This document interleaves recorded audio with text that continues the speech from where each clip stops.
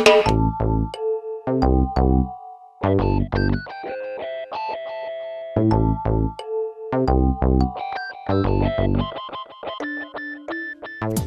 stress cause neck and back pain? Of course. How much pain can it cause? A lot. Let me give you a couple of examples. It's just so telltale how much stress can involve the musculoskeletal system, neuromusculoskeletal system, even the heart. And as I'm talking about this today, I had a discussion today with a patient where she was talking about heart arrhythmia, and she said, I had a heart monitor on, and when I'm calm, it's fine, it reads fine. And when I'm stressed out, it's all over the place. And I said, of course, what's the heart? It's a muscle. What controls the muscle? Nerves and nerve chemicals. If you start messing up the nerve chemicals, particularly on an ongoing basis, then bad things happen. So the heart is a muscle, or in the case of the spine, and we'll see that in just a moment. So the first situation was a 44-year-old woman. She's been a patient of mine for many years, and she comes in off and on, and she's had various lower back pain episodes, okay? So she'll come in with the common question mark, right? So when she does her back in, she'll get more spasm on one side. The pain is more on one side, so the body, in its inherent innate wisdom, will pull the weight of the body off the irritated side, the discs and the joints, and spasm her over like this. So if anybody's seen somebody in back pain, or maybe had it on your own, I call it the question mark. So you kind of walk in like this, and we know what's going on, okay? And this is completely involuntary. The body knows what it's trying to do. It's trying to decompress the area that's irritated. So she walks in like this, and I said, okay. So I pepper her with the normal questions. What did you do? What's going on? Did you clean out the garage? Did you rake the lawn? And so on and so forth. And in this case, she said, no, I didn't do anything. I don't know what happened. It just happened. So I start working on her, and in a few days and a few chiropractic adjustments, she's getting better. And she came in one day and she said, can stress cause this? And we both smiled, and I said, of course. And then she told me the story. She said, you know, recently I just had to make a college decision with my oldest daughter, and I had to sign off on all the money, oh, the $3 million to send my first child to college. And then wham, she ended up like this.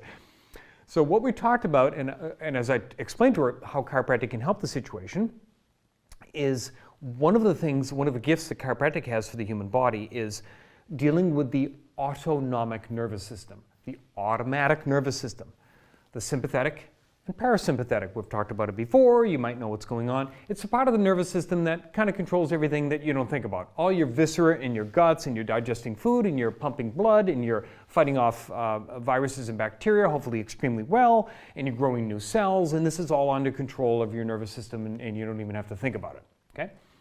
Automatic nervous system, sympathetic, parasympathetic. It's a little more complicated than that, but we'll leave it like that. Sympathetic, fight or flight. Parasympathetic, rest and digest. The simple way to think of it is the hungry mountain lion walks in, looks at you, fight or flight, sympathetic. If you eat a big Thanksgiving dinner, you want to sit on the couch and rest and digest. Okay, that's the difference, right? There's only so much blood to go around in the human body, so in times of fight or flight, all the blood is shunted to the extremities, so you can fight or flight or freeze, or do whatever you need to do. Rest and digest, parasympathetic nervous system drives the blood to the gut. You digest food nicely, and you take your time and expend your energy there in your focus, okay? In the time of chronic stress, or in this case it was more of an acute stress episode, but in chronic stress, you have an imbalance of that sympathetic parasympathetic. And I don't know if this pertains to anybody I'm talking to right now, but so you get a rise in the sympathetics. Now, back to that lion example. The lion looks at you and says, oh, I'm hungry, and it's drooling. You, let's say, escape the situation, and then you're fine. 10 or 15 minutes later, your body goes right back into balance, and you're good to go. Okay? It's the chronic stress that creates this imbalance between the gas and the brake, the sympathetic and the parasympathetic, that drives us to that constant muscle tension, almost like we're always ready for fight or flight, and we wonder why we've got this tight neck stiffness, tension, feeling that's going on here all the time, and then that inflames the joints and the discs and the nerves in the back of the neck, and then we get headaches, and migraines, right? And then in this case, as I talked about, this woman had a back issue, or we're dealing with people with chronic back issues over time that can be contributed by this stress imbalance that's going on here, right? That was going on here. Of course, her and I have had some good laughs about it. Now we know, and she's doing fine, by the way. So she's doing well. But this imbalance is now set up in more of a chronic stress situation. And this is a tough battle. This is the most difficult thing that I deal with in my clinical practice, is having people dealing with the chronic pressure and challenges of life and dealing it in a different way. I'm going to come up with some resources for you in just a moment, okay? So that was an example of an acute situation, but also think about the people with chronic digestive system complaints, right? People with heartburn, acid reflux, bloating, and so forth, discomfort, bowel issues, and so on, right? Well, when we're in that chronic imbalance where the sympathetics are always overtaking the parasympathetics, these are quieting down that, you're not getting your blood flow and nerve flow to your gut. Now you're getting digestive system complaints that just seem to be ongoing and plaguing us, right? Again, there's only so much blood to go around, so if it's being shunted away from the gut and into the musculoskeletal system, the gut is going to suffer short-term and long-term.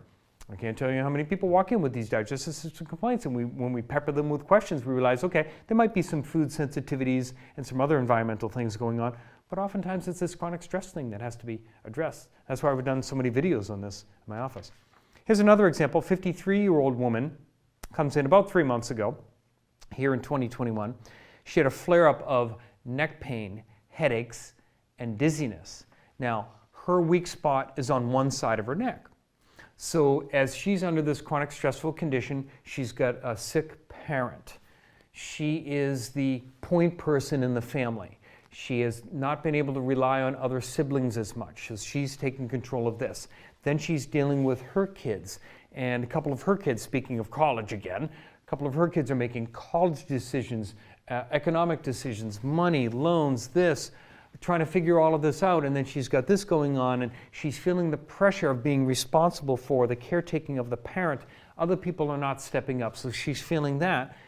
Just like a lot of us, she's got the weight of the world on her shoulders, right?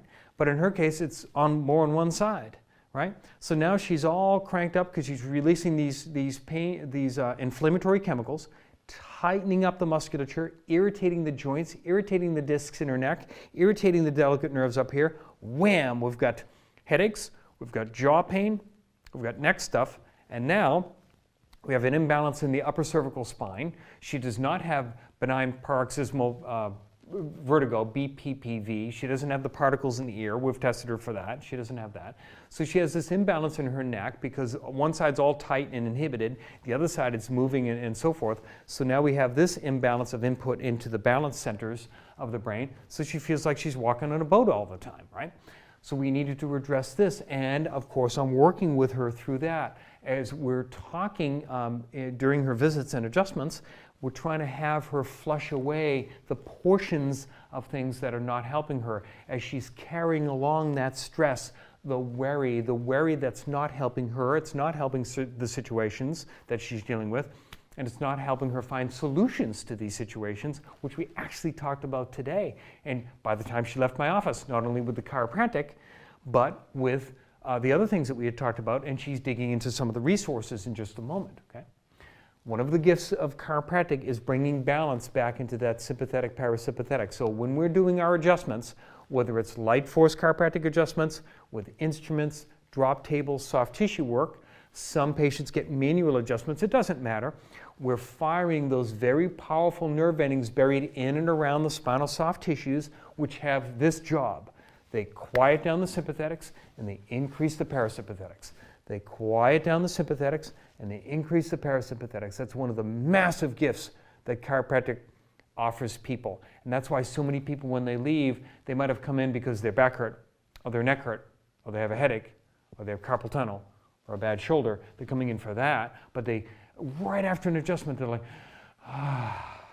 that response is very, very common. You might have experienced that if you've been under chiropractic care, or after acupuncture, or massage, or relaxation, or physical therapy or whatever, you just feel relaxed. That's what's happening. You're bringing a balance back in that autonomic nervous system. And that's one of the gifts that we have to offer in a chiropractic office. Well, then we have to go a step further if the clinicians decide to do so.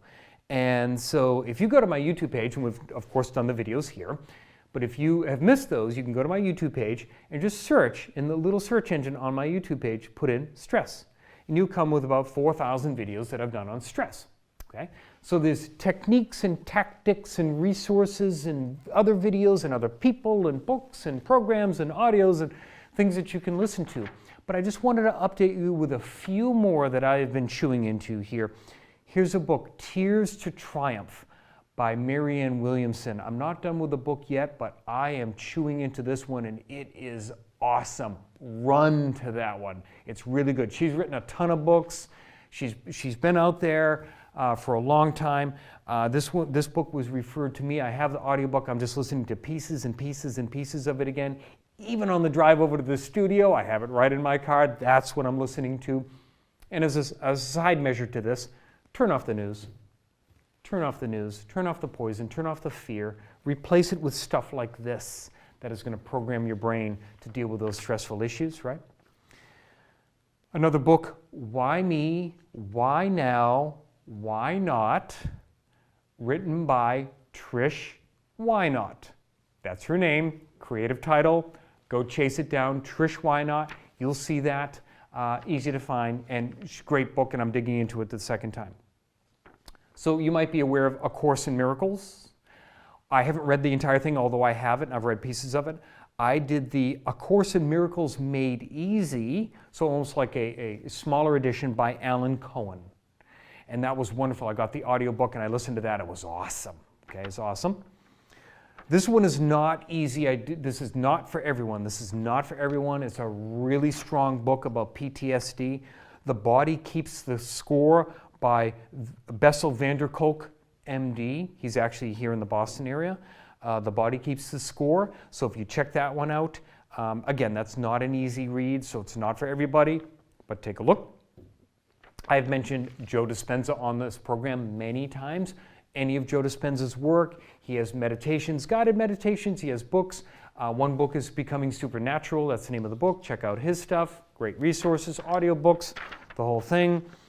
Another great one, The Biology of Belief by Bruce Lipton. Another one, you can get the book, audiobook, great stuff. He reads some or all of his books. And another one of which I've mentioned, which is newer here, Own Yourself by Kelly Brogan. By Kelly Brogan, medical physician.